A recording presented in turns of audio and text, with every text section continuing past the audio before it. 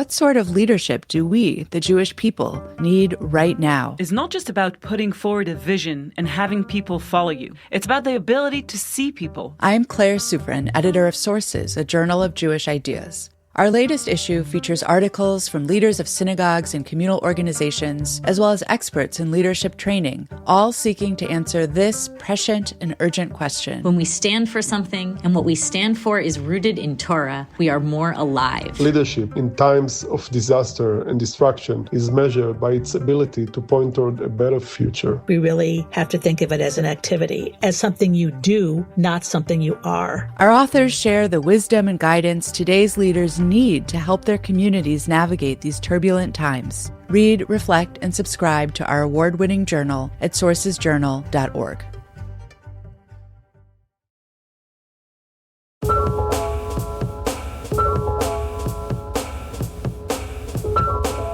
Hi, everyone. Welcome to Identity Crisis, a show from the Shalom Hartman Institute creating better conversations about the essential questions facing Jewish life. I'm Yehuda Kurtzer. We're recording on Wednesday, January 29th, 2025. Aner Shapira, Ariel Reich, Shahar Friedman, Dvir Barzani, Ben Zussman, Oriya Ayimalk Goshen, Almkan Tarfe, Rabbi Avi Goldberg, Hersh Goldberg-Polin, Yuval Shoham. I'm sure you, our listeners, know some of these names. If you're a regular listener to this podcast, you definitely know Hersh and Yuval's names. We've dedicated episodes to them, and I've interviewed their parents here on the podcast. All of these men I've listed are Israeli men who have been killed in the past 15 months, some fighting in the war, and some murdered by Hamas following their abduction. And all of them hold in common another thing. They are all alumni and/or faculty of a single high school, Himmelfarb, a religious Zionist high school in Jerusalem in the Bayit Vagan neighborhood, sitting just beneath and in the shadow of Mount Herzl, the military cemetery where now so many of its former students have found their final resting place. Tragedies, especially a long, stretched-out tragedy like this ongoing war, they have so many layers to them, burrowing down from the immediate cost to victims and their families to all the deeper implications that such losses have for communities and societies. And the Himmelfarb tragedy demonstrates this well. At the heart of a religious Zionist school like Himmelfarb is a commitment to national service, and especially military service. Religious Zionism considers service to the state and the responsibility to defend the state as not merely a secular nationalist obligation, but as a religious obligation as well. Himmelfarb, like other religious Zionist institutions and communities, sends a disproportionate number of students into combat. And throughout the war, the casualties in battle have hit the minority religious Zionist sector of Israeli society in an outsized way.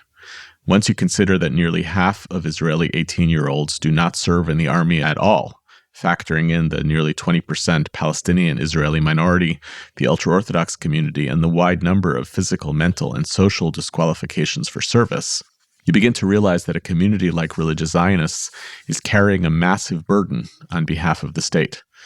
You layer onto that all of the complexity that comes with that responsibility, which is laden not just with civic obligation, but theological meaning, and there's a lot to unpack. You know, our rabbinic tradition does not valorize martyrdom as a primary or preferred religious choice the way that early Christianity did. We have martyrs in Jewish history who sanctified God's name with their deaths amidst periods of persecution, but our legal traditions make clear that we should strive to make as many concessions as possible to try to commit to life before committing to this kind of sacred death. But I sometimes think that the urgency behind the rise of the State of Israel, the sense of sacrifice that animated its story from the beginning, the inescapability of violence, all of this has made for a new kind of tragic and sacred martyrdom that becomes something of a norm in times of war. I'm saying this without, God forbid, passing judgment on anyone, but I've heard several eulogies for soldiers during this war by grieving parents, and they've included some version of an acknowledgement of the necessity of these deaths for our people's long-term survival, some measure of the acceptance of the sacrifices they and their families have to make for love of country. It echoes with the famous deathbed line by the early Zionist warrior Joseph Trumpeldor, Ein davar tov lamut be'ad artzenu, it's good to die for our country, which became an essential emblem in the ensuing battles for Israel's establishment. Later, in one of the country's most famous, iconic, formative poems, Natan Alterman writes of the loss of Israel's young people as the cruelly ironic silver platter on which the state was given to the people. I heard a young Israeli woman this year who lost so many of her friends in the war try and fail to read that poem aloud at a public gathering. It felt too real to her. It imagined a sacrifice, which is a reality that I think she both deeply understood and yet couldn't speak of out loud. So layers in this story include religion and nationalism and sacrifice and courage, but also community. There's a story out this week, actually, by Deborah Danan at JTA, which also profiles the Himmelfarb School, and she describes the interwoven connection among Himmelfarb alumni across graduating classes and often in the same synagogues and neighborhoods, such that the death of a former student sends shockwaves of recognition across generations of relationships. She quotes the parent of a former student who rushes to her son's yearbook every time there's an announcement of a military death, especially of a soldier from Jerusalem, just to check on whether he is a Himmelfarbnik around the same age as her kid. You could easily mistake Israel's military power for that of a massive country. And if so doing, you would miss that its military largely consists of a bunch of tightly knit social networks, and these deaths hit really hard.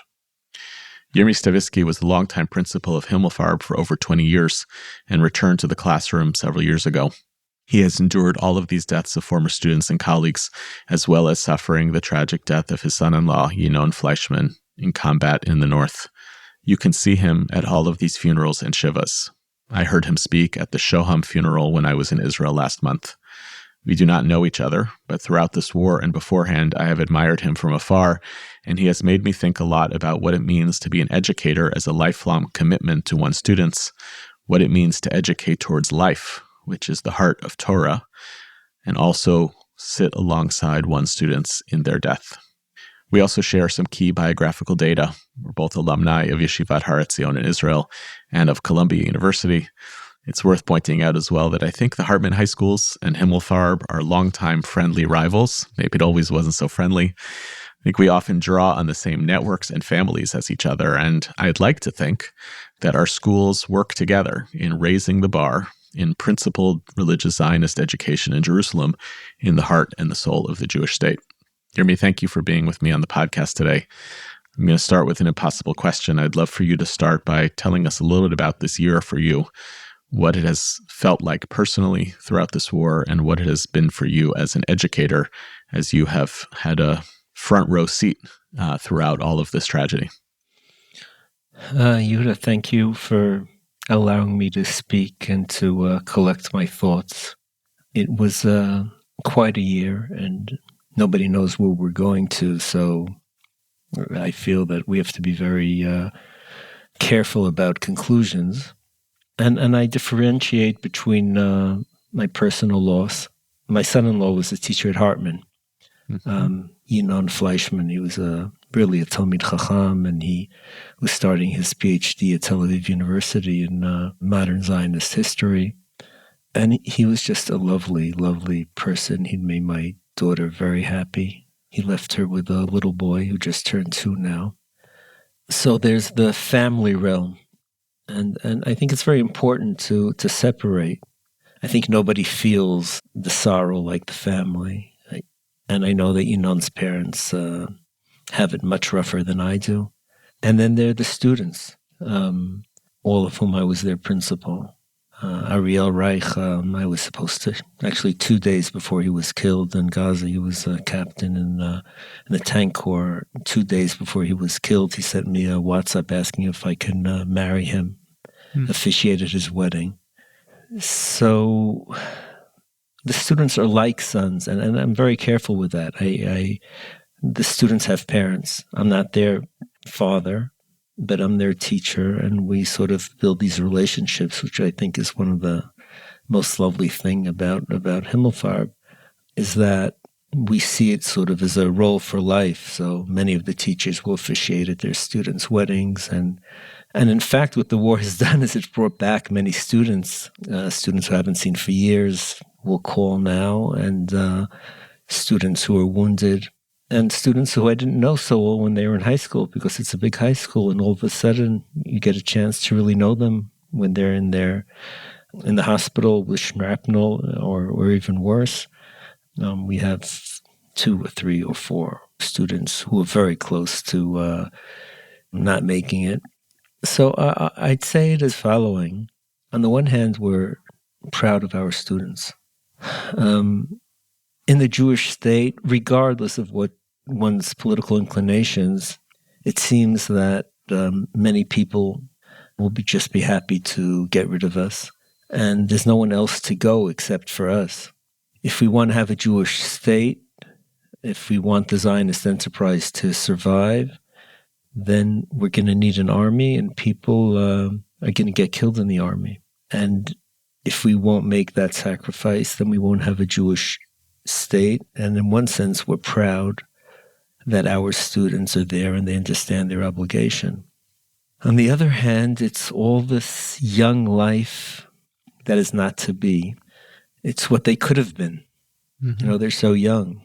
I was thinking my son-in-law, Yinon, he was 31 years old. He wrote a master's thesis. He was married. He had this child. They're so young. They're 20 years old. They're 22 years old. They're 24 years old. And, I say, what would have been of them? And it's that just terrible sense of loss. There was life here. There was potential here. And just one day it disappeared. So the feelings, as you can imagine, are very mixed all the time. What do you think it is about, I know you're a humble person, so I'm going to put you on the spot here. What is it about you? What is it about Himmelfarb?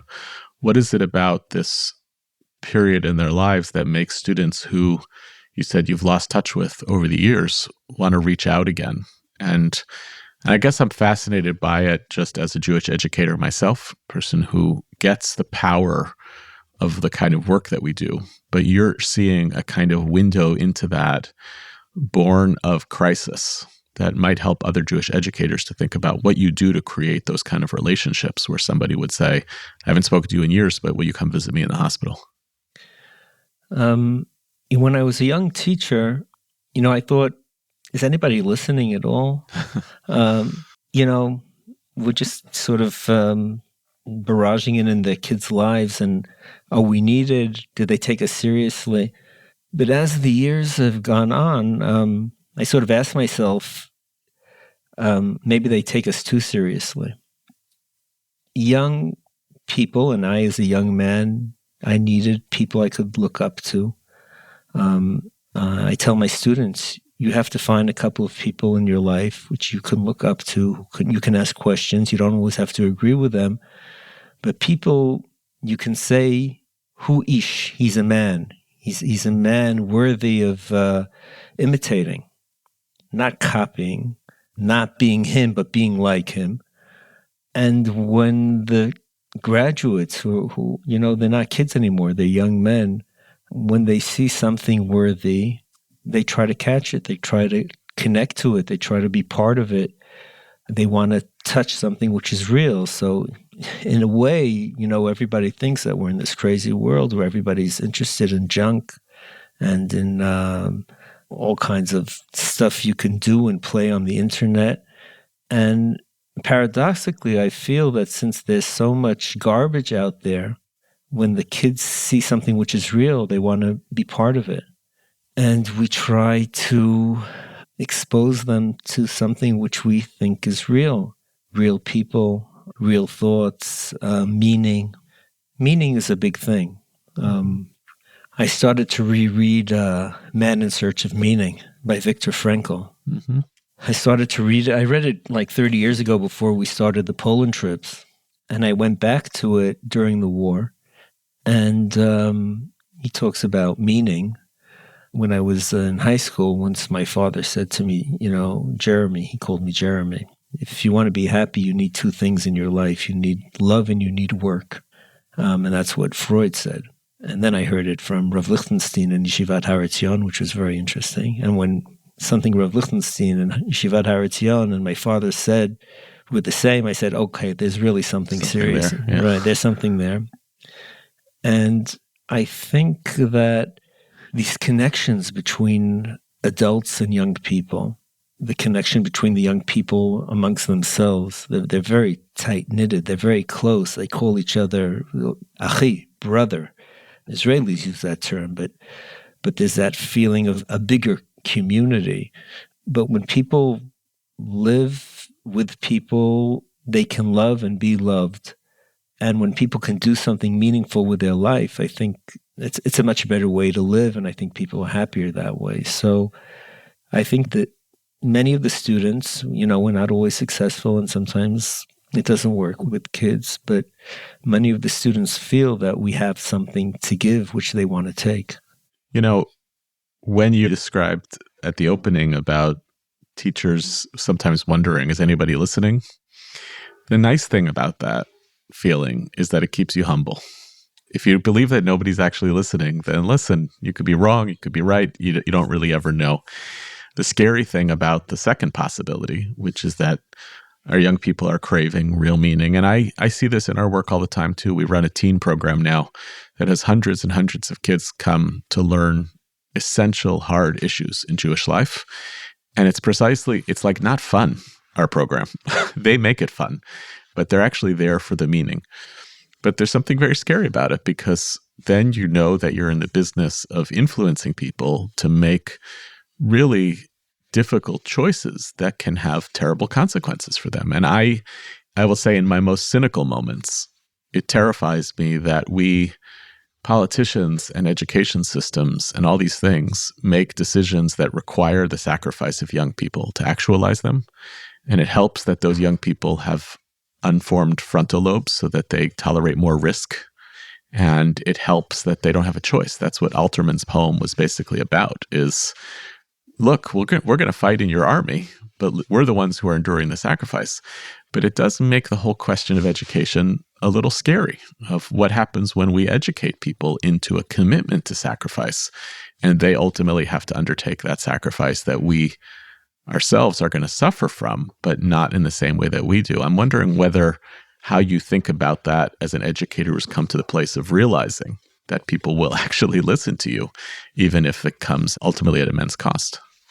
I've asked that question many times. So what right do we have to educate the way we do? And I have a couple of answers. First of all, I think the teachers in the school are not asking the students to do anything they did not do. I remember when I was inducted into the Tank Corps in 1982, and the war broke out, and I think my parents could have provided a very comfortable life for me in the United States. And I know that my parents were very upset, and I think they had this terrible burden. We decided to move here, and now our kid can get killed. And I remember I told my parents, no, now it's my decision. This is something I believe in. Mm-hmm. And not everybody who goes to Himmelfarb has to be in a combat unit.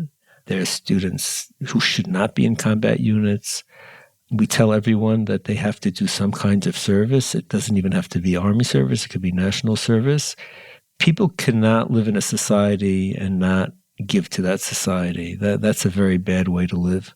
People who live only for themselves, I think, it's not only doing the wrong thing, I think they turn out to be very miserable people.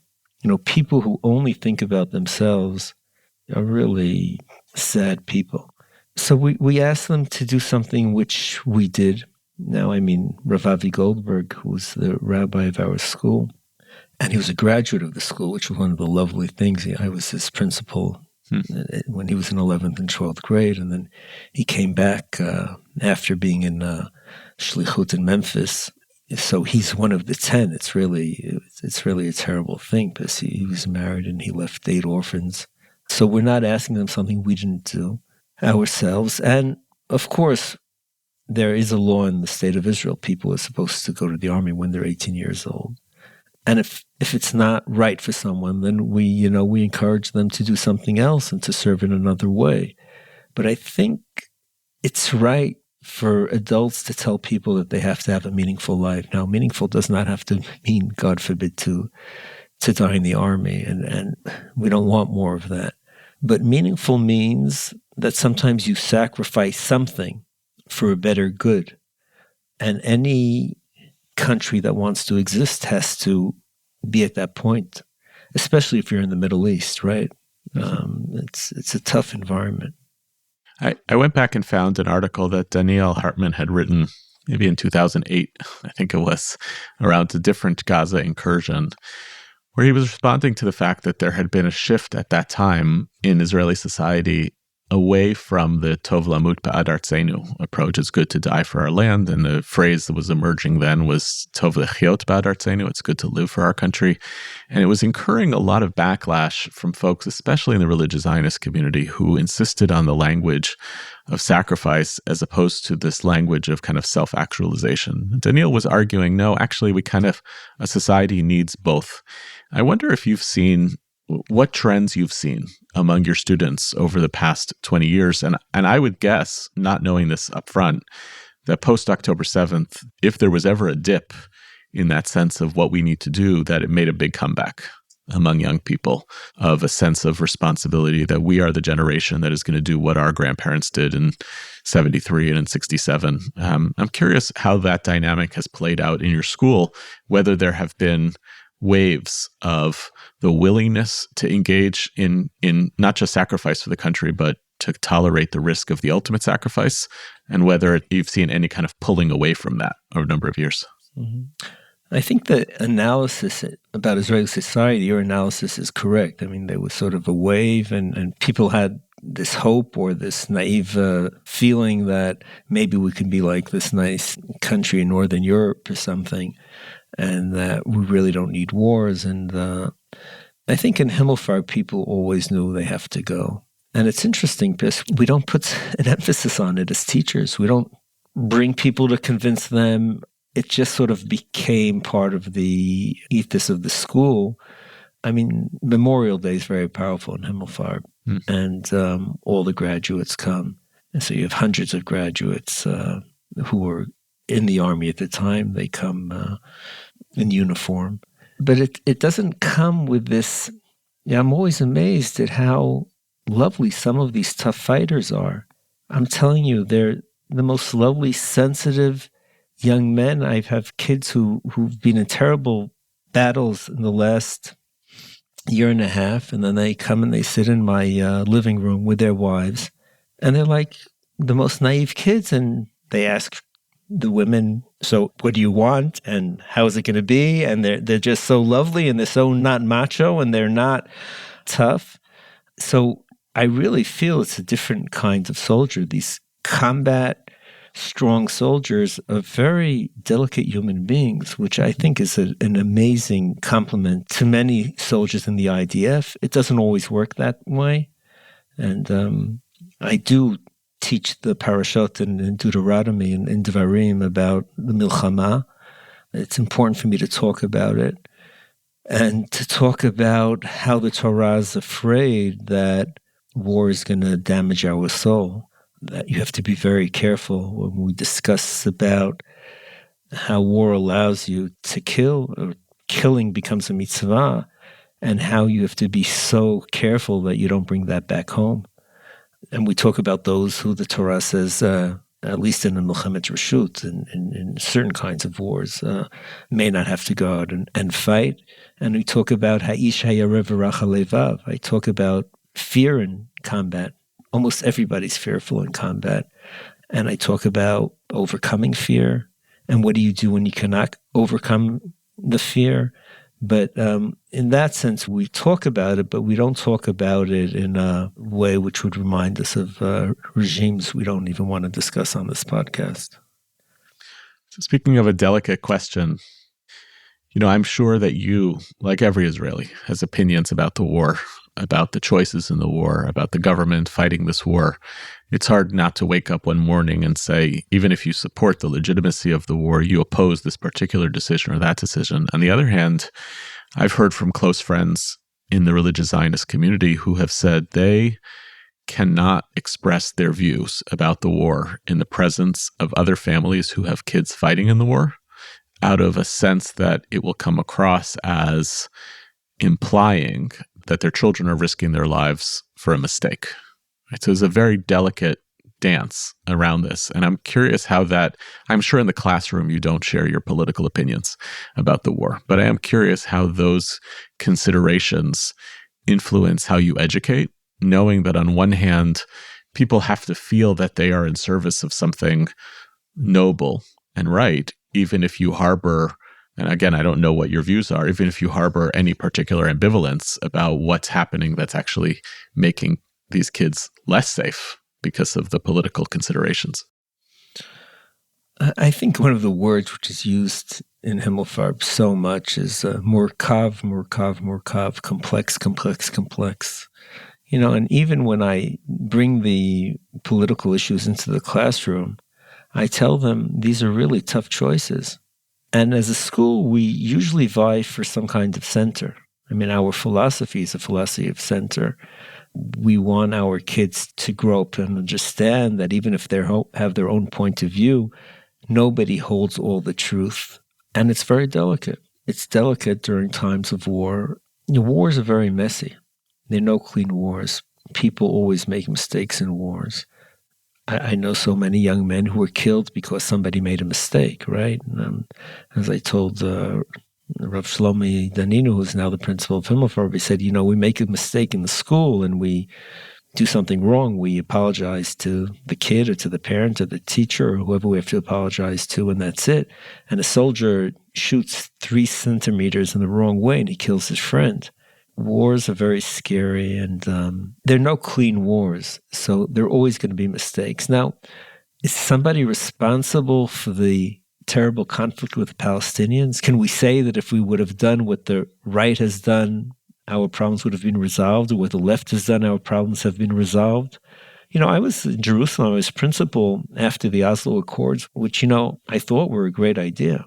And then the bombs started to blow up, and I remember we would count the kids because a bomb would blow up 10 minutes from the school, and we didn't know if we have kids on the bus or not. And, that's not a very good way to make peace. Actually, I was, for the last 10 years, I was volunteering in an Arab school in Lod, trying, with some of my kids from Himmelfarb, we were tutoring in English, which was quite a fascinating experience, especially when I would come with kids from Himmelfarb to a Ramadan meal, an iftar meal. But I also realized how far and how the cultural differences are. Israel is a democracy, and it's always in danger, and there's so many issues here, but it is a democracy. And all the countries around us are not democracies. And I remember Hamas taking over Gaza and throwing the Fatah people off the roofs. And those are our enemies. So in that sense, I feel that we have really evil enemies. I think that this jihadist philosophy, which as far as I'm concerned goes back to Molech, it goes back to the ancient need to sacrifice children. It's still there. Human sacrifice is there because the way I look at it, they don't care if they'd have 20,000 or 40,000 or 60,000 dead. Everything is justified for this jihad. I don't even know what their goal is. The goal is to destroy the state of Israel. Let me put it this way. There's always the big story and then the details. I'm completely confident in the Zionist story as the big story. From the partition in 48, through 67, through the Oslo Accords, I believe that the Jews have a right to be in the state of Israel. And I believe that the Palestinians had many, many chances to reach accommodations with us, which would have been very good for them. The details are always very messy because Israel has made its mistakes and Israel still makes its mistakes, and the politics, like everywhere, are just disgusting and impossible. And sometimes you question the decisions so I always have to hold the big picture. And then the details are complicated. And when they're discussed in class, and we discuss these issues in class, my job is to allow the kids to express their views on all these humanitarian issues. As a teacher, I want a kid to think a little bit differently, either way, at the end of the class. back in February 2023, when we were witnessing a very different crisis in the state of Israel during the protests against the government's judicial reform, you spoke out at those protests. I'm curious. I want to ask you about the decision to do so, given your commitment to complexity. I'm sure that was a hard decision. But I want to quote something that you said then, which was, "There's a profound question and a religious quandary here. Whether Judaism is oriented towards mercy and pity and peace, or whether Judaism is tough and doesn't want compromises but the absolute truth. There are people in the religious Zionist movement today whose language is very militant, and they're proud of it. They say, 'We're fighting for our rights and our Torah.' That is not the Judaism in which I want to live. That approach worries and saddens me intensely. Sometimes I feel we are even influenced by Muslim fundamentalists. We take that language and create a fundamentalist language of our own, and that saddens me very much because I don't think any good comes from that. First of all, I like your Judaism, so I'm with you." That's not a comment about the war, although you can imagine somebody saying that about the war. So I'm curious, both the decision to speak out in that way, to know that you're publicly taking a stand against some of the values in your own community, but also the decision to not then use that language about the fighting of the war, which would come across as a very different kind of political statement amidst the war. Okay, so let me start with the second one. I think that the pogrom, and it was a pogrom, it was not a Holocaust, but it was a pogrom on October 7th. It was just a pogrom. It set the stage to right and wrong. And I think it's very important to, as adults, as educators, as rabbis, I think we have to be very clear in saying that we're on the right side and they were on the wrong side.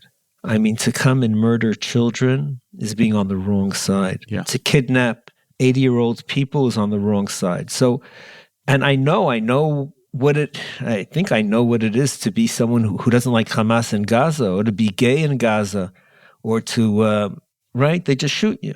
So there is a question of good and bad. And that has to be put on the table. It does not mean that Jews never do bad things. Jews can do bad things.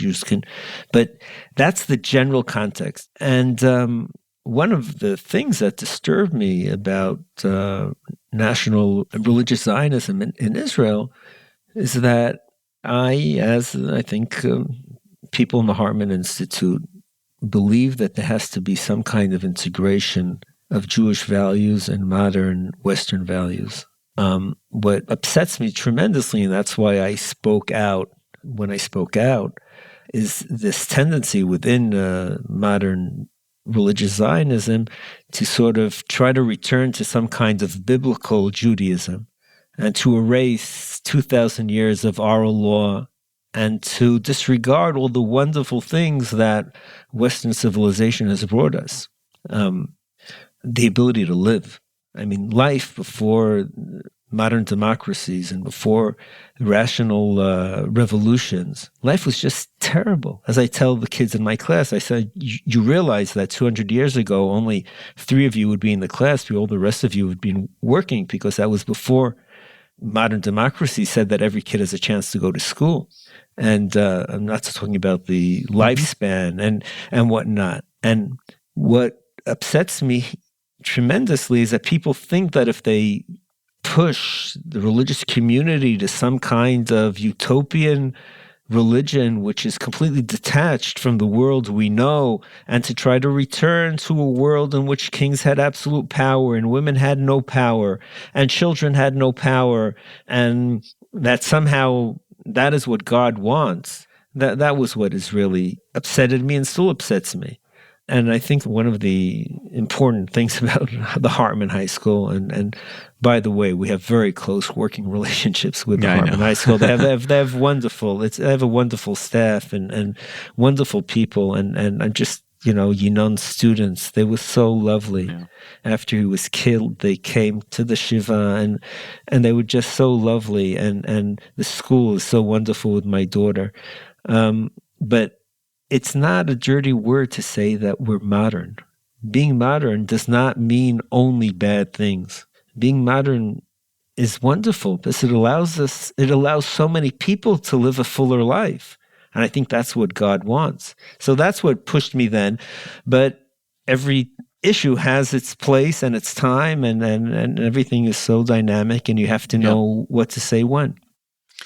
I guess I feel, and I know you feel this too, but I feel that the sense of urgency about the battle for the soul of religious Zionism is even more acute today than it's ever been.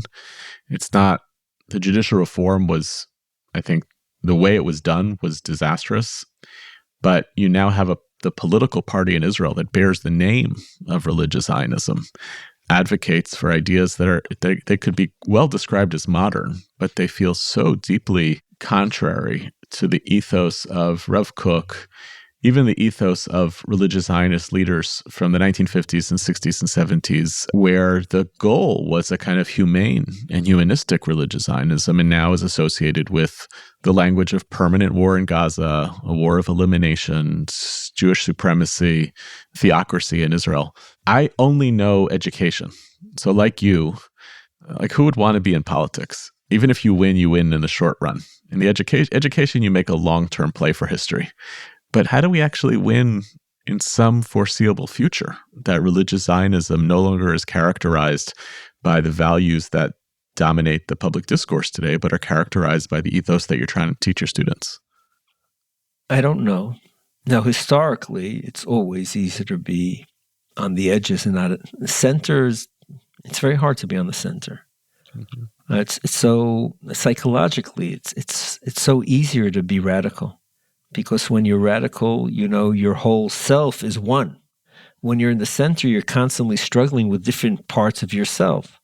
The problem is that when you take one value, be it Torah, be it Eretz Yisrael, be it love, be it any single value which you take ad absurdum, disintegrates. There's that tendency, that human tendency, to reach to the extremes. It gives you the self-fulfillment. It gives you the self of meaning to your life. It's a classical dilemma. What I would say is that historically, these mighty empires who took these, communism, there was something to the idea, but it became so violent and so absolute, but it disintegrated. Mm-hmm. And when they took National Socialism to the extreme, you wonder, it disintegrated. It seems that in the long run, people who can juggle different things, people who have the ability to adapt and to change, it seems that they survive longer. But it's not easy. And it's not easy in Israel because this constant war thing and the inability of the state of Israel to define borders. We're a country without borders. Everybody knows where the border is between the United States and Canada, or we thought until the last election set. Yeah. But there's a border. As of now, there's a border. A border creates order. When there are no borders and you're in constant friction, something I think very bad happens to your soul. That's why we want peace. We want peace so that we don't destroy our souls. Now, I don't think the Israelis have destroyed their souls, God forbid. I think that the war, while it brings out bad things, it has brought out amazing things, not only in valor, not only on the battlefield, but there's so much caring, there's so much sharing. There's so many soldiers who told me that they would stop in a shop and buy something, and by the time they reached the checkout, someone else paid and left. Mm-hmm. It happens all the time in this country. Yeah. There's so many wonderful people in this country, but constant conflict is not good for the soul. It's not good for the Jewish soul. Jews don't want to be in constant conflict. They don't want to have to be brave all the time. They want a life of peace, as Maimonides told us. We want a life in which we can do good things. And we don't even know what it means to be a Jewish and democratic state. So that's also up in the air. Yeah. When everything's up in the air, it becomes tough, and people sometimes do radical things. I'll ask you one last question, which is a place where I think you've been unequivocal about your views and values, especially over the past year, which is the criticism of the ultra-Orthodox community for its unwillingness to shoulder the burden. You're quoted as saying, "Every time I see the cynical 'we will die and not enlist' sign, an image of my son-in-law Yinon flashes before my eyes." I want to harken back to something that our teacher Lichtenstein taught years ago when I was in the Gush. He was asked about the relationship between religious Zionist community and the ultra-Orthodox community. And Rabbi Chassid said something to the effect of, they are our kindred, they are our kin, more than secular Jews or Reform Jews. And I have to say, it troubled me at the time. I come from a background that deeply believes in pluralism, and fortunately I found the Hartman Institute, which already believed in it as well. It's a good place to come work. And maybe we don't have to decide on more or less, but I wonder whether that contract is really breaking in the world of Torah between those who identify as religious Zionist, for whom their Torah is a huge animating part of your life, and the Haredi community as well, where that's clearly the operative principle. Is this conflict about service to the state ultimately going to remap who religious Zionists see as their essential kindred spirits in the future of the state of Israel? Good question. What will happen in the future, I don't know, but I'd like to phrase the question somewhat differently, and that I did learn from Rav Lichtenstein. Rav Lichtenstein, he was a very, very halachic-oriented man, and he couldn't see any other way of Jewish life. That was what he believed in. And I feel that the Jewish people have to be connected to the world of Torah. Otherwise, I don't know what the meaning is. And again, it's important because I learned this from Rav Lichtenstein, I learned this from Rav Amital. These issues of Jewish law and practice and the questions of human morality are not two separate issues. And when we have Jews who think that they are part of Jewish law and halacha, but they can sideline a very fundamental moral issue, then I think the system breaks down. That's what Isaiah talks about. He talks about people who were bringing sacrifices, which they had to do in the temple, but their behavior between each other was just impossible. And the prophet says, I'm not interested in your mitzvot. I learn Torah all the time. I teach Torah all the time. I love Torah all the time. But if my Torah is going to turn me into someone who's not going to perform his basic moral obligations, and the basic moral obligation is that if you're a 20-year-old young man and you have the ability to fight, and because you're not fighting, a 30-year-old with 3 children is going to fight instead of you, is that Torah? Is that what God wants of us? I don't think that's what Jewish tradition wants of us. I don't think that's what God wants of us. And in that sense, I think there's a tremendous break because everybody understands there's just a game going on here. And what I learned in the Gush, actually we learned it from Rav Kook, that they cannot be a world of Jewish law which is not connected to basic human moral values. We can argue about what those moral values are, but here it's such a clear-cut case. I'm not saying that every Western moral value has to be a Jewish moral value, and that's for another podcast. But here I think something has broken. And I felt a responsibility to myself, to my daughter, to my students, to secular Israelis. And what's very interesting is that a lot of Haredi Jews listened to what I said, and they called me to say, we can, of course, say it, but we appreciate what you said because we think you're right. Once in a while, that happens in the field of education. I can't thank you enough for coming on the podcast today, not only for your leadership and for the support you've demonstrated to your people, but also for the vulnerability that you put on display today. I'm sure that wasn't easy, and I'm grateful, and our listeners will be grateful as well. So thank you. Thank you. I appreciate it very much, Yehuda.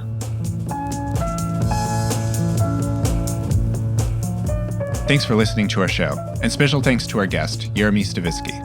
Identity Crisis is produced by Tessa Zitter, and our executive producer is Shahar Friedman. This episode was produced with assistance from Annie Beyer-Chaffetz and edited by Gareth Hobbs at Silver Sound NYC, with music provided by SoCalled. Transcripts of our shows are now available on our website, typically a week after an episode airs. We're always looking for ideas for what we should cover in future episodes, so if you have a topic you'd like to hear about, or if you have comments about this episode, please write to us at identitycrisis@shalomhartman.org. For more ideas from the Shalom Hartman Institute about what's unfolding right now, sign up for our newsletter in the show notes, and subscribe to this podcast everywhere podcasts are available. See you next time, and thanks for listening.